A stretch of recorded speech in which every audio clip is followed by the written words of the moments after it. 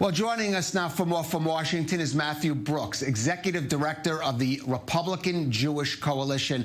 Matt, thanks for coming back. Let me start. Democrats are calling Secretary Pompeo's address from Jerusalem illegal, unethical, and cynical. Well, let's talk about illegal. He did fly to Jerusalem on the dime of the American taxpayer in his capacity as Secretary of State. There's never been anyone in that position who's spoken at a national convention. Isn't this a problem? No, it's not a problem at all. For anybody who thinks that the secretary flew to Israel just to use the Old City as a backdrop for his historic speech to the Republican convention doesn't really appreciate the tremendous, as your previous report indicated, the tremendous diplomatic trip that he is on right now, multiple bilateral meetings in Israel and in the Gulf Arab states. So this is clearly an official trip. He happened to be there. The filming and the taping and the writing of the speech and whatever costs were associated were paid privately. It was not taxpayer funded expenses. So I think this whole notion is a deflection on the part of the Democrats to distract from the incredible record of foreign policy successes that President Trump has had. Well, those are certainly there are achievements here in Israel, at least from the certainly the Israeli perspective. But Democrats are also charging that the Republicans keep using Israel as what they say a wedge issue, injecting Israel into making it more of a partisan matter, whereas traditionally, at least on a certain level, has been a bipartisan cause in Washington and in the U.S.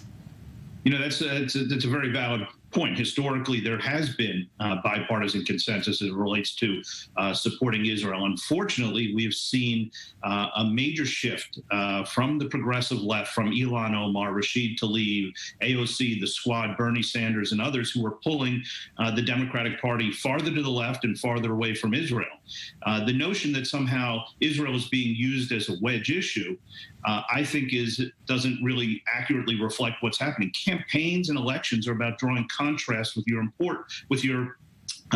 opponents. And in part of drawing that contrast, you have on one hand President Trump, who is the most pro-Israel president in history. I think it's certainly legitimate and fair to talk about all that he has done and to contrast that with how the Democrats have opposed much of what his pro-Israel agenda has been. Right. Now, Matt, as you point out, there are certainly Democrats who have some, one might say, extremist or sort of out of mainstream positions on Israel.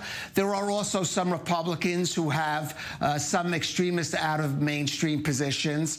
Mary Ann Mendoza, who was scheduled to speak at the Republican National Convention, was found to have tweeted or disseminated anti-Semitic material, some of it linked to this QAnon conspiracy. I want to point out that your organization condemned that. You applauded her removal from the convention lineup, but does not concern you that some advocates of especially this QAnon, however you say it, conspiracy which has some anti-Semitic components, are making inroads in the Republican Party? Look, the reality is that Mary Ann Mendoza suffered an indescribable tragedy with the loss of her son, and our deepest condolences go to her.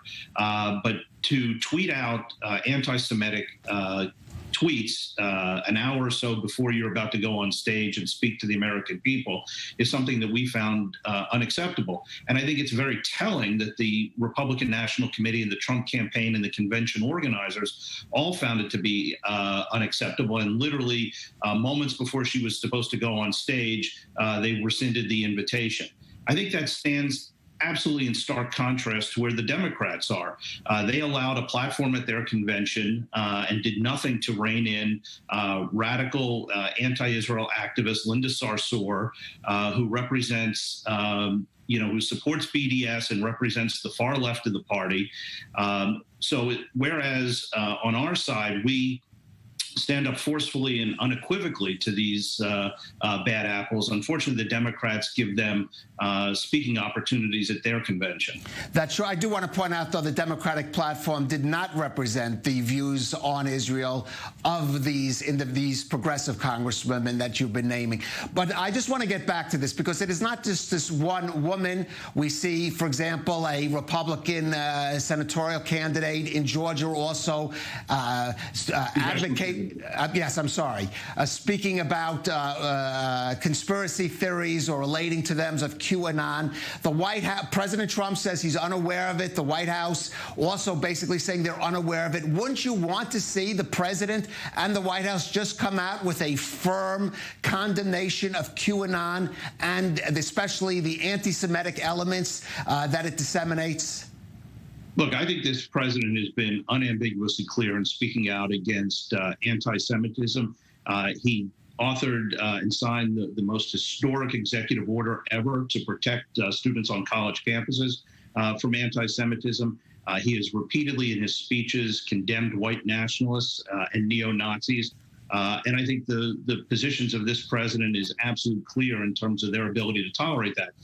Relative to Marjorie Taylor Greene, who's the congressional candidate you mentioned in Georgia, our organization actively supported her Republican primary opponent, tried to raise money and tried to make sure that she wasn't the nominee. We also spoke out against Congressman Steve King. And again, this is a terrific example of the difference between our two parties. On one hand, we strongly opposed Steve King. Right. We campaigned against him in the primary, funded his opponent, and his opponent won. Right. Republican leader Kevin McCarthy stripped Steve King of all of his committee assignments. Right, Matt, we have to wrap it up. That's true what you said in terms of reference to your organization, not maybe everywhere else in the party, but Matthew Brooks, thank you for joining us again on The Rundown.